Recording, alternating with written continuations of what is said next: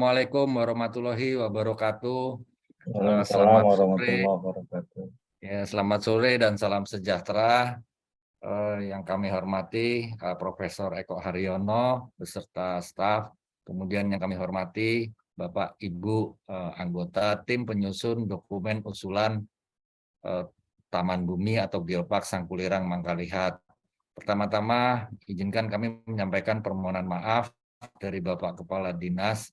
Beliau tidak dapat hadir karena ada penugasan lain. Nah, untuk itu beliau menunjuk saya mewakili. Nah, Bapak Ibu yang kami hormati, lama sudah kelihatannya kita ini tidak pernah berjumpa, tidak pernah bertemu dalam rangka berbincang-bincang atau berdiskusi tentang warisan geologi atau geopark. Terakhir, kalau tidak salah itu bulan Maret tahun 2022 kita ekskursi atau berkunjung ke Geopark Ciletuh Pelabuhan Ratu.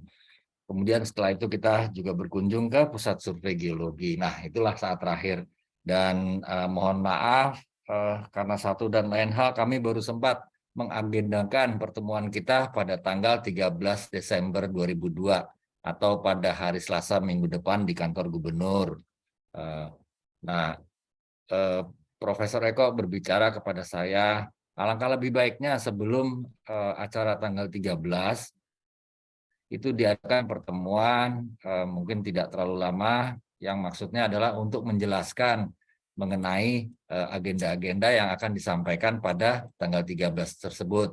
Sehingga harapannya pada pertemuan tanggal 13 Desember nanti itu akan berjalan lebih efisien, lebih efektif. Nah, begitu ya Pak Eko ya, Pak. kurang lebihnya. Nah, untuk agar cepatnya, maka kami persilakan kepada Profesor Eko Haryono untuk menyampaikan penjelasannya, juga sekaligus saja Pak Eko melakukan tanya jawab, menjawab mungkin kalau ada pertanyaan-pertanyaan dari para anggota ya Pak ya. Nah, demikian. Jadi kami persilahkan kepada Profesor Eko Haryono. Waktu dipersilahkan Pak Eko. Terima kasih Pak Bantolo, Bapak Ibu sekalian. Bismillahirrahmanirrahim. Assalamualaikum warahmatullahi wabarakatuh. Waalaikumsalam warahmatullahi wabarakatuh. Baiklah, ini saya seperti disampaikan Pak Bantolo bahwa nyusun master plan untuk pengembangan geopark, kita perlu energi yang banyak sebetulnya, tapi ya dengan ya memang nanti sebagian akan saya bantu, tapi sebetulnya yang paling penting nanti adalah dari Bapak Ibu semua, karena pengembangan geopark tidak lepas dari rencana pembangunan yang ada di Kalimantan Timur. Dalam hal ini rencana yang sudah ada, kemudian bagaimana rencana yang sudah ada itu ditambahi muatan untuk pengembangan geopark. Jadi intinya seperti itu. Ini ada dasar hukumnya tentang pengembangan geopark, ini Perpres nomor 9 2019. Jadi perencanaan geopark dilakukan melalui penyusunan rencana induk geopark oleh pemerintah daerah. Permen ESDM nomor 31 tahun 2001, pasal 6 ayat 1 tentang persyaratan dokumen pengusulan geopark nasional. Sehingga kalau Kalimantan Timur ingin mengusulkan geopark nasional, maka ada persyaratan dokumen teknis yang salah satunya adalah rencana induk geopark. Nah, pedoman penyusun rencana induk geopark, ini kalau yang rencana aksinya Bappenas, isinya adalah, ini ada program konservasi, nah, di dalamnya ada perlindungan keanekaragaman atas warisan geologi, budaya, dan hayati, serta sistem penyangga kehidupan. Terus yang kedua, penyelamatan dan pengawetan. Yang ketiga itu tentang pemanfaatan secara berkelanjutan. Terus ada program yang kedua adalah edukasi. Ini peningkatan penelitian dan publikasi. Terus yang kedua meningkatkan pendidikan dan penyebaran informasi untuk meningkatkan kesadaran. Yang ketiga adalah peningkatan kapasitas pemangku kepentingan.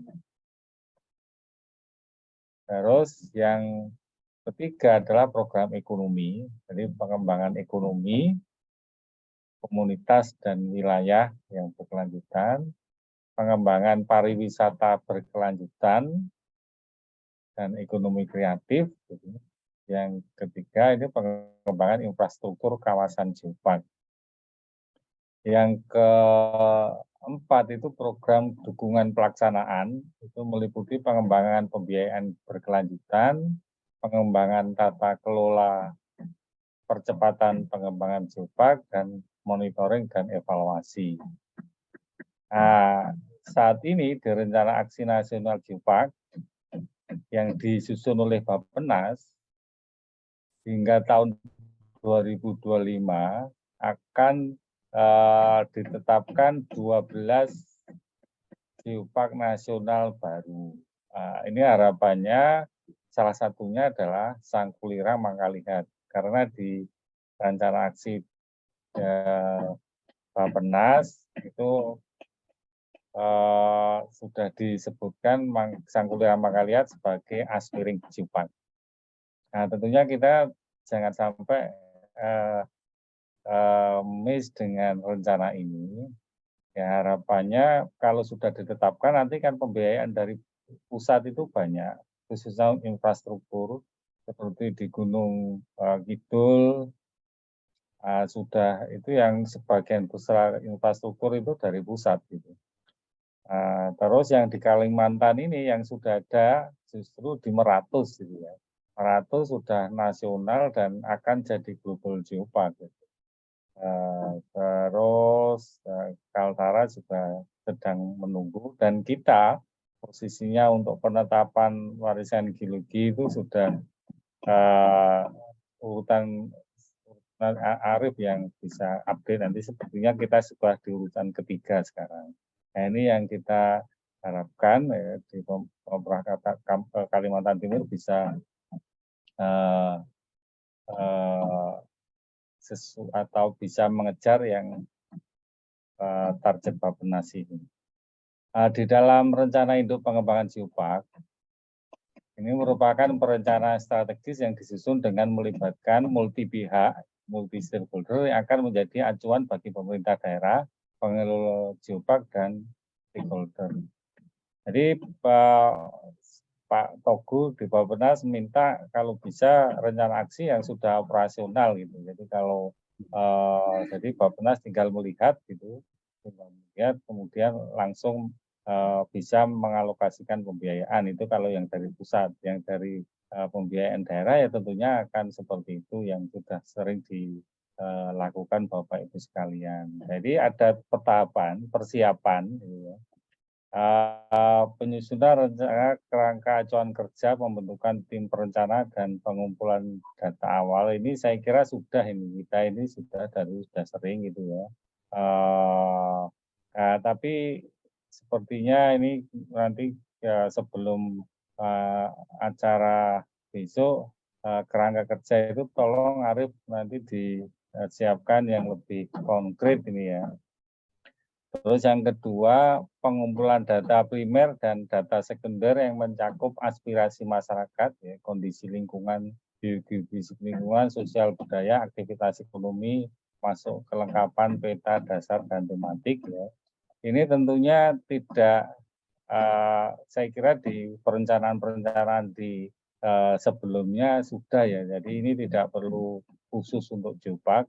Kita sebetulnya ya kemarin sudah beberapa melakukan ya, tetapi maksud saya tidak perlu diselenggarakan secara independen khusus untuk rencana geopark, tidak. karena pengembangan yang terkait dengan pengembangan geopark itu sebetulnya juga pengembangan yang dilakukan oleh pemerintah provinsi, tetapi hanya ditambahi untuk pengembangan geopark ini. Terus yang ini pengolahan data, ini analisis potensi geoheritage, geodiversity, biodiversity, pemberdayaan ekonomi masyarakat, sistem infrastruktur. Nah ini kalau geoheritage, geodiversity, biodiversity, cultural diversity ini justru malah sudah ada datanya. Ya. Kami kemarin yang kegiatan kami membantu ini sudah ada datanya. Terus yang perumusan rencana, ini yang sebetulnya adalah target yang akan kita capai besok pada tanggal 13 sebetulnya. Jadi perumusan konsep rencana, visi misi, strateginya, kebijakan, program dan kegiatan pengembangannya seperti apa. Terus ini adalah muatan rencana induknya tadi. Jadi menjelaskan tentang kawasan geopark, terus visi dan aspirasi mengenai ini, gambaran mengenai tujuan dan target dalam pengembangan geopark. Yang ketiga adalah kebijakan dan strategi pengembangan geopark. Jadi kebijakan nasional seperti apa, daerah seperti apa gitu ya. Nanti yang tentunya kita juga perlu menyiapkan terkait dengan konteks IKN itu juga perlu dimasukkan di sini. Terus rencana pengelolaan mengenai peran badan pengelola yang akan dan stakeholder ya untuk pengembangan geopark, termasuk strategi branding, pemasaran dan investasi hijau. Terus baru kita membuat matrik rencana aksi pengembangan geopark. Ini kemarin draftnya ya, jadi kita kemarin jumping ke sini untuk membuat matriknya ini waktu di Ciletuh kemarin. Kalau sudah ada rencana, tentunya perlu ada setiap tahun itu koordinasi. Tapi ini belum karena kita belum punya. Jadi koordinasinya ya dilakukan setiap tahun di dalam musrenbang ini. Nah, terus integrasi rencana induk dengan rencana kerja pemerintah, integrasi program dan kegiatan infrastruktur ya, dilaksanakan oleh OPD dalam rangka pemantauan dan evaluasi pelaksanaan rencana induk geopark. Kalau sekarang isi rencana induk, rencana induknya adalah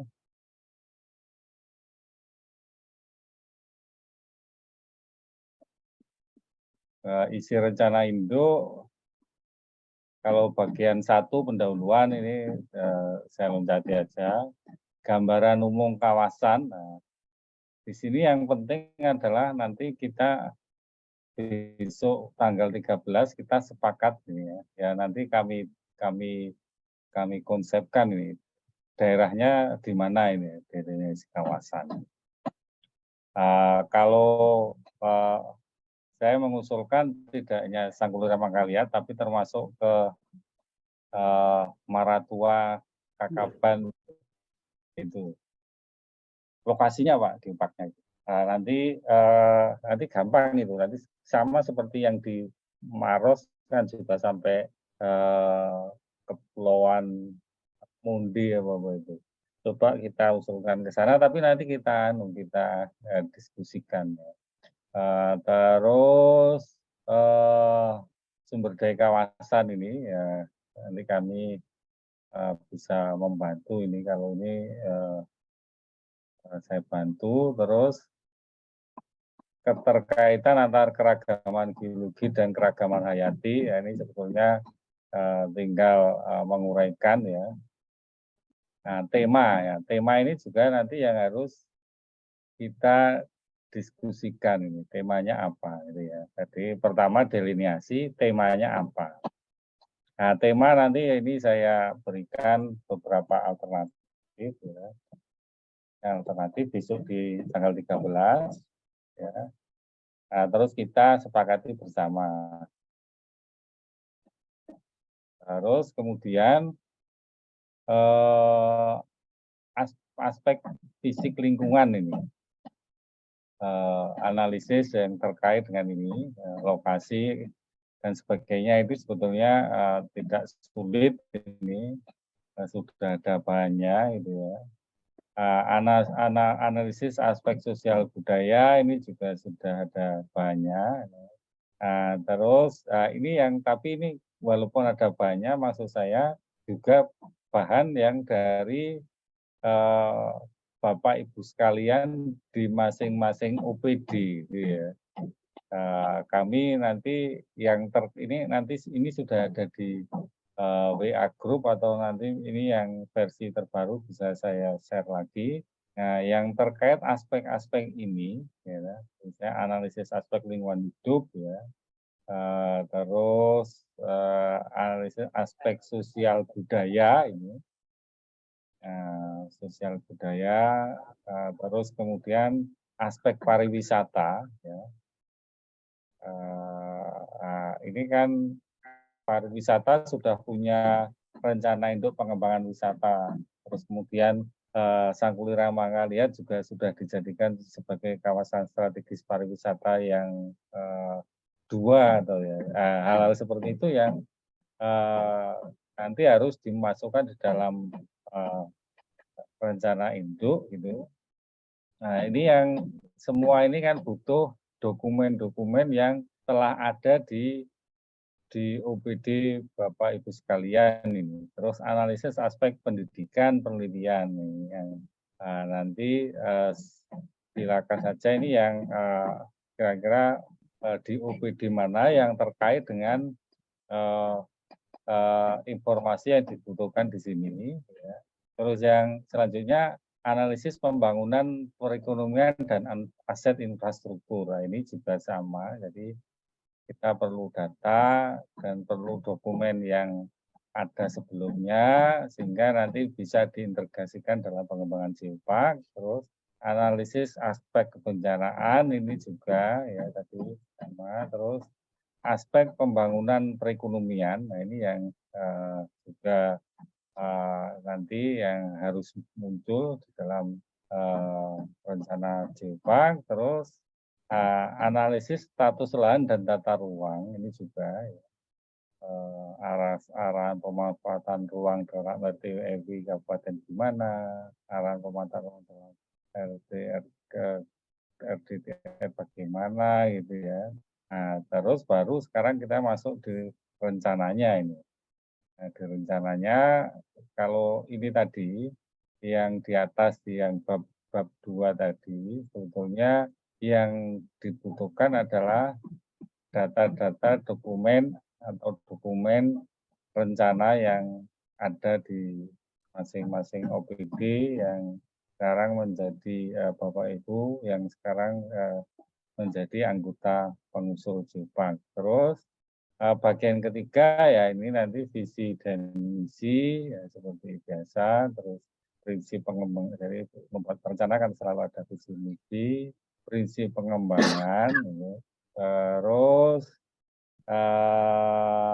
ini visi misi pengembangan, tujuan sasaran, strategi kebijakan pengembangan, ya.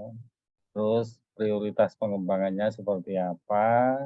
Nah, bagian yang 4 kebijakan dan strategi pengembangan tadi, ya ini. Terus kemudian yang ini ada contoh strategi pengembangan. Baru ini di sini juga ada rencana pengembangan jalur wisata. Terus yang ke sini adalah struktur yang ini yang bagian ke-6 pengelolaan struktur dan pembagian peran lembaga pengelola, pemasaran dan pencitraan atau branding, ya. Terus pelibatan masyarakat bagaimana, monitoringnya seperti apa, gitu ya. Nah, yang bagian ke-6 itu matrik ini. matrik yang sebetulnya matriknya itu kemarin sudah diturunkan ya di sini. Ini matrik ini sebetulnya ini untuk mempermudah. Kemarin Arif bisa menjelaskan, tapi sepertinya ini diambilkan dari rencana aksi nasional ya, Arif ya. Gimana Pak? Ini matrik ini kemarin diturunkan dari mana nih yang ini? Itu ada di lampiran permen Bappenas itu yang tadi. Ya, maksudnya gini, jadi ini kemarin sudah dicoba di yang permennya Bappenas ya, rencana aksi. Nah, ini sebetulnya yang sebagai salah satu masukan ya, masukan dari rencana aksi selain data-data atau rencana atau program yang faktual yang ada di Kalimantan Timur, tadi tinggal memasukkan ke sini. Saya kira itu Pak Bantolo, sehingga kita nanti kita perlu sepakati di dalam tanggal 13 untuk dapat ya, saya kira tidak akan bisa menyelesaikan semua, tetapi paling tidak kita dapat fokus untuk menyelesaikan rencana ini. Dan rencana induk ini adalah masa perencanaannya adalah nanti kita ini diharapkan 10 tahun. Gitu ya. Saya kira itu Pak Bantolo, terima kasih.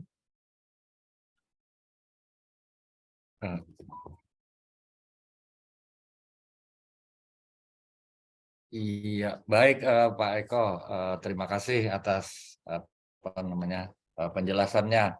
Jadi ya, jadi nanti pada hari Selasa minggu depan itu, wah padat sekali ya kita membahas diantaranya matriks ini substansi rencana induk biopark. Nah, cuman Pak Eko, saya mohon izin tanya Pak. Iya. Misalkan di matriks yang pilar konservasi ini Pak, terus kalau di substansi rencana induk biopark itu ada deliniasi kawasan biopark. Iya. Nah, kan gini Pak, kalau mau mengusulkan biopark nasional kan salah satu syarat yang harus dipenuhi adalah adanya warisan geologi yang ditetapkan oleh menteri kan Pak ya. Nah, kan sekarang ini kita statusnya sedang mengusulkan atau baru mengusulkan warisan geologi sebanyak 29 geosite kan gitu Pak. Nah, tadi Pak Eko bicara sampai misalkan Sangkulirang Manggaliat ini bisa kita perluas atau diperluas sampai ke Pulau Maratua. Nah, padahal kan yang di Maratua itu belum diusulkan Pak ya, atau mungkin bisa langsung ditetapkan oleh menteri bersamaan gitu warisan geologinya atau gimana Pak? Jadi maksud saya fokusnya ini kan kebenaran ini kalau di metrik itu ini bagiannya dinas SDM ya. Nah, jadi maksud saya konsentrasi kami misalkan untuk pilar konservasi itu misalkan pembuatan atau rekomendasi zonasi perlindungan. Nah, itu. Nah, untuk pembuatan zonasi perlindungan di sini nanti itu kita yang 29 yang kita usulkan, itu pun kalau disetujui semua oleh menteri. Saya dengar ada beberapa yang mungkin ditunda persetujuannya karena ada masalah batas administrasi. Nah, maksud saya bagaimana kalau maksud saya apakah mungkin kita mengusung 29 itu hanya di Kabupaten Kutai Timur dan Berau. Beraunya juga Berau daratan, tidak sampai ke Pulau Maratua. Jadi kira-kira bisa nggak itu Pak? Oh, ya, kalau yang kemarin deliniasi geoparknya nanti sampai Maratua itu. Ya, gini, terakhir itu Badan Geologi minta ke saya tentang Maratua itu. Sudah saya beri bahan-bahan gitu. Nah, intinya itu. Terus kemudian update terakhir, Arif mungkin tahu, Arif, yang sebetulnya kita itu secara legal formalnya yang belum, tetapi secara pembahasan yang akan ditetapkan berapa? Sebentar Pak, saya buka dokumen dulu. Yang jelas Maratua itu ada 3 lokasi yang sudah masuk daftar mereka. Sudah masuk di draftnya ini Pak, draft pengusulan Badan Geologi nanti ke Menteri SDM. Jadi Maratua sudah masuk, sudah diusulkan pada saat kita selesai verifikasi tahun 2021 awal itu, yang ditemukan potensi sampai 41. Nah itu kita masukkan lagi 41 itu disaring lagi nanti disaring lagi oleh mereka, dan Danau Maratua, Goa Halo Tabung dan Danau Kakaban itu sudah masuk di usulan, Pak. Jadi tidak perlu lagi kita mengusulkan. Ya, total dari yang diskusi dengan maksudnya sering kan Badan Geologi sering minta data ya. Dari 41 itu kan sepertinya ini, hampir semua toh. Enggak, ini yang masuk draft mereka itu 29, Pak. Oh, 29. Tapi termasuk Maratua itu. Termasuk 3 di Maratua. Oh, gitu. Kepulauan Maratua dan Derawan, Kepulauan Derawan ya. Itu Pak Bantoro, jadi sudah masuk. Oh, iya. Wah, terima kasih informasinya Pak Arief. Wah, syukurlah ya, kalau misalkan. Ya, saya update. Saya tambahkan lagi Pak, izin Pak. Jadi ya, beberapa minggu ini mereka intensif kontak dengan saya karena tengah menyiapkan data dan lampiran-lampiran peta pengusulan warisan geologi Kalimantan Timur, terutama yang terkait dengan batas desa. Kami verifikasi dengan berbagai sumber batas desa yang sudah clear itu ya dari 29 titik 26 sudah clear batas desanya kita, dan tersisa 3 lagi. Nanti 3 nih mungkin mau dibawa ke forum atau apa, nanti kita undang kepala desanya.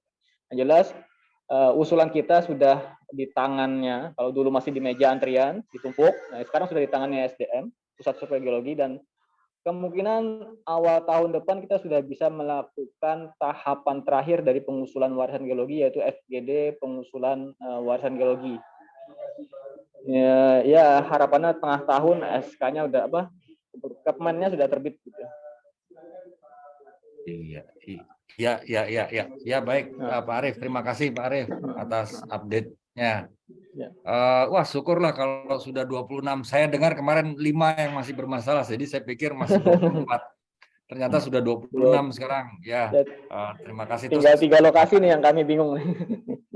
Ya, paling enggak kan 3 udah dapat lagi dari Maratua, walaupun tanpa kita usulkan kan begitu.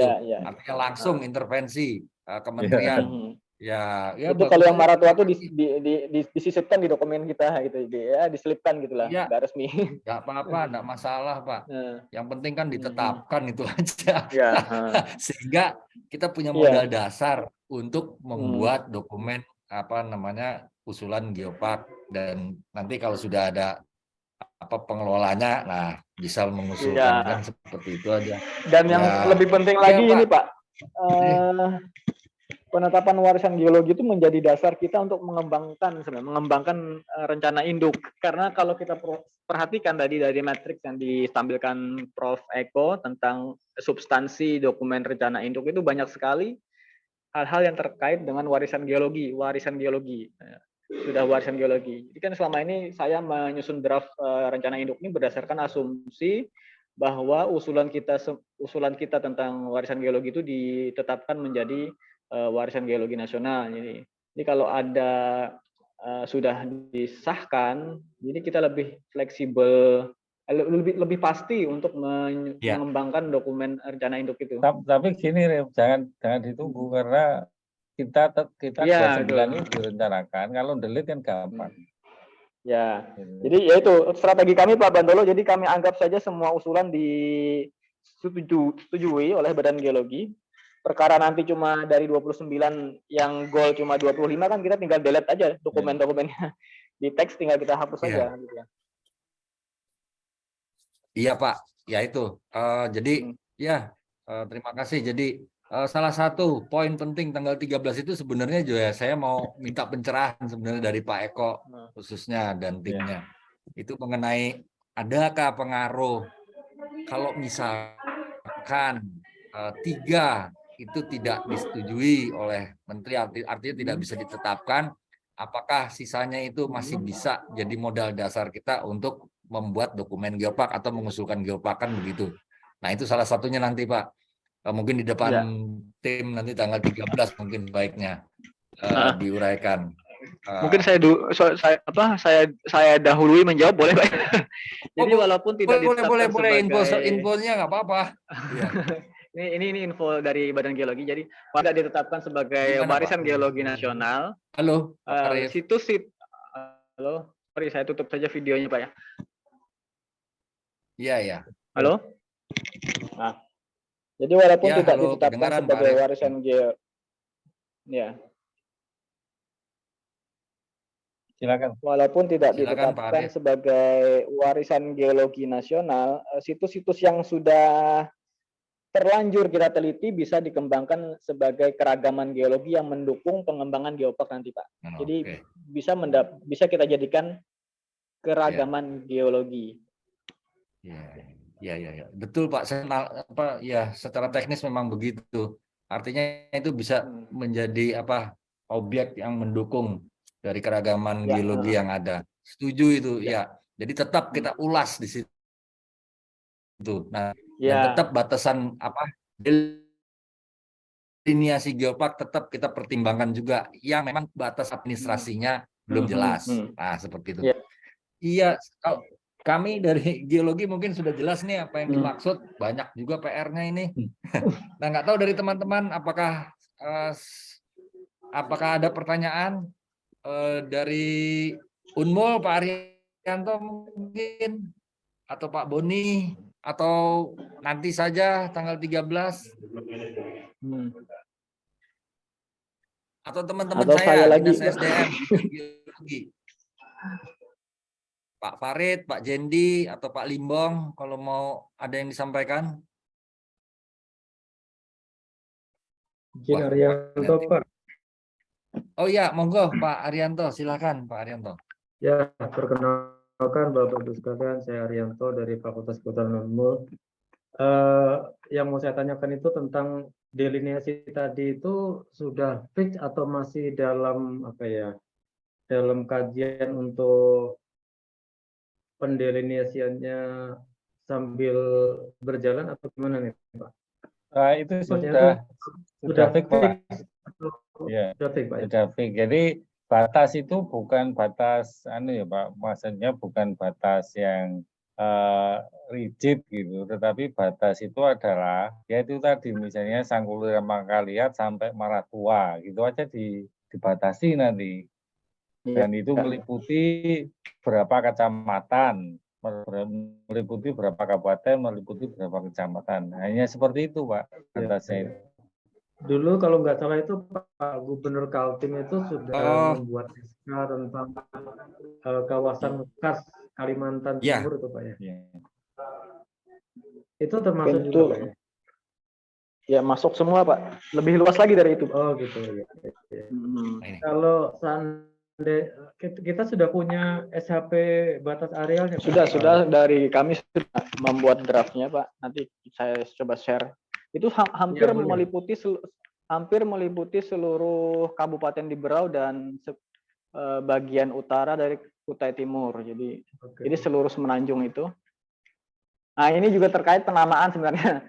Saya dengan Prof Eko di Jogja pernah diskusi dulu. Ini gimana ini nama Sangkulira Mangkaliat itu kalau ya memang kita menghargai yang menamakannya dengan Sangkulira Mangkaliat lebih dahulu ya. Karena Pak Pindi dulu masuknya tuh lewat Sangkulirang ya, lewat Teluk Sangkulirang aksesnya. Jadi beliau menamakan dengan Sangkulira Mangkaliat. Itu kalau orang awam melihatnya hanya wilayah Sangkulirang sampai dengan Mangkaliat tidak terlalu luas. Dari Teluk Sangkulirang ke ujungnya Semenanjung Mangkaliat mungkin yang ada di asumsi orang awam itu walaupun kita delineasi itu sampai ke Kelai bahkan ke hulu. Nah itu nanti perlu juga jadi bahan pertimbangan kalau untuk didiskusikan apakah kita tetap mengusung nama itu atau kita membuat nama baru yang lebih mewakili kawasannya. Mungkin bisa Geopark Semenanjung Mangkaliat atau Geopark Mangkaliat Maratua gitu. Itu nanti kalau dirasa perlu didiskusikan. Karena kalau kita merujuk kepada penelitian itu lebih sering disebut Mangkaliat Peninsula gitu atau Semenanjung Mangkaliat. Nah, ini saya tampilkan ini contoh batas saja. Jadi Nah, batas itu yang Maros Pangkep. Maros Pangkep ini ya. Mulai dari Kars Maros sampai ke laut. Permondo Permondo ini. Nah, kita nanti ya hanya seperti ini yang dimaksud batas ini, dan kecamatan yang jelas itu adalah kecamatannya mencakup mana, desa-desanya mencakup mana, dan batas desanya ada kalau yang masuk geoset. Tapi kalau yang kawasan itu ya global seperti ini. Iya, yang saya draft, Prof. Eko mohon izin. Jadi saya juga membuat draft delineasinya itu berdasarkan batas kecamatan. Jadi unit terkecilnya saya pakai adalah batas kecamatan. Oke. Iya, silakan aja Pak. Nanti tanggal 13 didiskusikan, mungkin termasuk tentang nama, karena memang ternyata akhirnya luas sekali itu. Nah, hanya saja Pak Arief mungkin didiskusikan juga, dijelaskan nanti kaitannya delineasi itu dengan kegiatan perekonomian lainnya.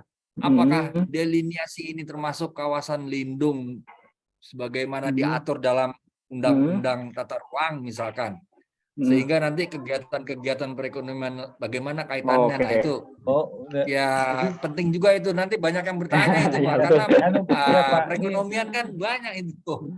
Ya, ini saya sampaikan. Kalau geopark itu tidak ada statusnya di dalam pola ruang. Jadi dia bukan kawasan lindung, gitu. Jadi tidak ada delineasi nanti geopark itu sebagai kawasan lindung, itu tidak ada. Jadi di sana ya gabungan dari semua pola ruang yang sudah ada. Terus tambah informasi tentang titik-titik yang menjadi geoset. Nah, nanti kalau di dalam rencana tapak, di dalam rencana tapak kemudian ada misalnya zona-zona, nah itu konteksnya lain, bukan konteks yang sekarang gitu. Oke. Jadi maksudnya delineasi batas zona batas geopark itu maksudnya batas pengelolaan geopark gitu Pak ya. Batas pengelolaan ya, bukan batas batas pengelolaan geopark lah ceritanya. Yang harus dilindungi itu bukan. Wah, itu intinya, kecuali memang tapak-tapak atau geosat itu memang yang masuk. Baik Pak, jelas saya rasa sudah kalau tentang itu. Kalau ada teman-teman lainnya atau mungkin Pak Arianto ingin menambahkan lagi mungkin, kalau masih ada yang mau ditanyakan, atau nanti tanggal 13 saja mungkin supaya Pak, sementara cukup Pak, nanti Pak tanggal 13 ya Pak. Iya. Saya Pak Bandolo, saya mohon masukan dengan banyaknya materi tadi. Itu baiknya seperti apa ya FGD-nya? Apakah kita bagi menjadi kelompok-kelompok ya untuk membahas detail tentang program-program tadi? Karena ada 4 program tadi, ada program perlindungan, pendidikan, ekonomi, dan infrastruktur tadi, Pak. Mungkin Bapak Ibu yang lain punya masukan ini. Boni, Pak, bantu Pak. Iya, selamat sore Pak Boni. Ya mungkin silakan Pak Boni dulu kalau mau ada yang disampaikan Pak Boni. Mohon mengoreksi Pak Prof Eko, karena gini, di aturan baru sekarang di Permen ATR nomor 14 tahun 2021 Undang-Undang Cipta Kerja, disebutkan keunikan bentang alam itu jadi satu pola tersendiri, namanya kawasan konservasi. Terus dia masuknya di kawasan cagar alam geologi. Ada satunya. Orde 2-nya kawasan cagar alam geologi. Nah, ini memang agak menjadi PR bagi kita supaya kita bisa membedakan terhadap kasus-kasus yang misalnya bentang alam situs-situs kita yang ada di dalam kawasan-kawasan lindung atau kawasan hutan. Nah, ini yang saya sampaikan nanti polanya dia harus terskalakan dalam skala tata ruang kabupaten. Jadi sehingga implikasinya apa? Itu nanti masuk di indikasi program. Nah, ini momen sekarang ini rencana ini harus sekiranya harus cepat kita artinya harus ada kerangkanya karena Kabupaten Kutai Timur dan Kabupaten Berau itu sekarang dalam revisi tata ruang. Jadi pas momennya untuk masuk di situ, Pak. Iya. Kemudian bisa dibahasakan dalam indikasi program. Nah, kita harap bisa teman-teman dari Berau juga bisa sinergi supaya sama-sama memikirkan ini. Bagaimana caranya masuk dalam kegiatan pemerintah kabupaten. Kalau di provinsi saya pikir kayaknya sudah dikunci itu. Cuma ada beberapa kegiatan, namun di kabupaten itu bisa ada turunannya, Pak. Mungkin itu masukan saya, Pak. Nanti saya berikan pada saat tanggal 13, Pak. Terima kasih, Pak. Ya, terima kasih Pak Boni, ketemu lagi, ini lama nggak ketemu Pak Boni. Ininya yang tadi disampaikan Pak Boni itu kalau nggak salah Permendikbud 11 ATR ya? 11 Pak. Iya 11 ya. 11 dan 14 tuh. Ya. Itu kalau kawasan Kars Pak. Jadi kita sekarang itu yang tidak bicara kawasan, tapi kita bicara geopark itu sebetulnya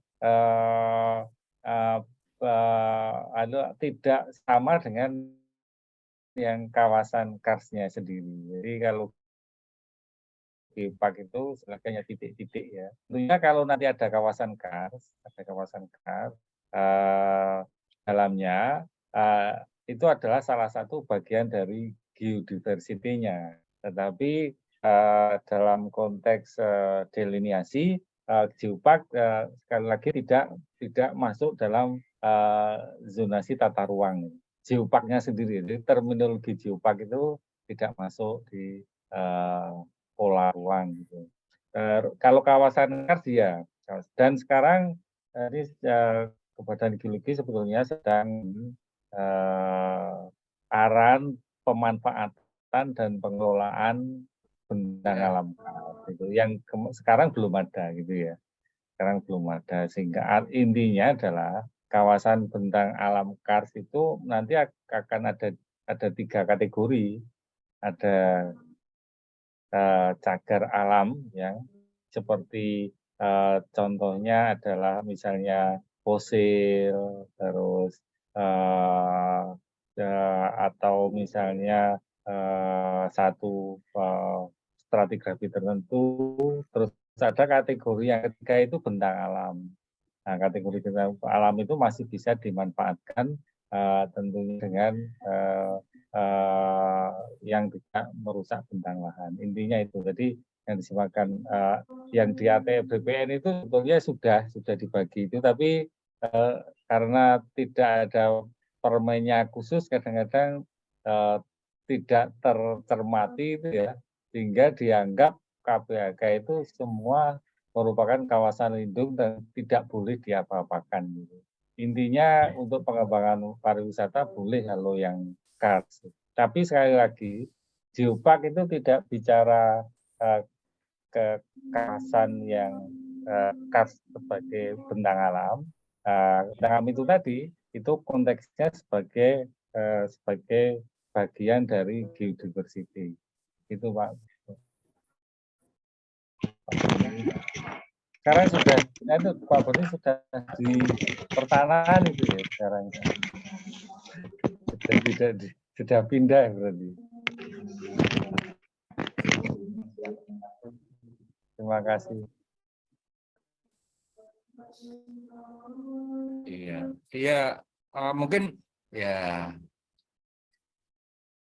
Pak Profesor Eko, jadi terkait dengan mekanisme untuk tanggal 13, nah itu saya juga bingung karena ruangannya terbatas, Pak. Kemudian juga mungkin ada sebagian teman-teman kita yang hadirnya juga secara daring. Jadi kalau mau dibagi menjadi grup,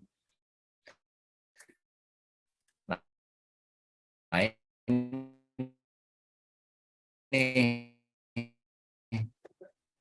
apakah nggak mungkin Pak itu dalam satu dari pagi sampai siang itu kita kita selesaikan terus seperti mau baca Pak, ini kan saya minta kesepakatan tapi paling tidak dengan dengan kita sekarang sudah tahu materi, itu harapannya Bapak Ibu sekalian sudah punya bahan yang untuk yang akan dijadikan masukan gitu. Atau ini Pak, kita itu kan sudah sebagian sudah terisi Pak ya, dari apa? Materi kerangka tadi. Iya, dari kalau program-program sudah kita susun waktu di Sukabumi. Nah, yang penting itu yang substansi geopark, yang bab 1, bab 2, bab 3 dan seterusnya itu beberapa sudah tersusun. Nah, nanti mungkin kita fokus ke beberapa bagian saja yang belum disusun. Minimal kami yang tim teknis dapat bahan atau dapat informasi di mana kami bisa mendapatkan bahan. Syukur-syukur dapat bahannya, kami olah, kami tuangkan dalam dokumen gitu. Ya kalau itu bisa besok tanggal 13 itu bahannya sudah ada. Iya, betul. Nah itu. Jadi Pak Arif, mohon maaf. Jadi kalau bisa, kan Bapak bilang tadi untuk substansi rencana induk geopark sebagian sudah ada. Nah, sebagian yang belum ada itu Pak, mungkin yang ditampilkan. Artinya ditanyakan ke para anggota tim di mana sumbernya. Nah, supaya anggota tim memberikan informasi itu. Nah, saya pikir begitu ya. Iya. Karena kalau bahas semuanya, kalau begitu lebih efektif, lebih efisien. Bentar saya juga. Bisa begitu ya Pak Arif ya? Bisa Pak. Oke, baik. Jadi bagaimana? Nanti saya informasikan nanti yang bagian mana yang penting untuk harus segera diisi.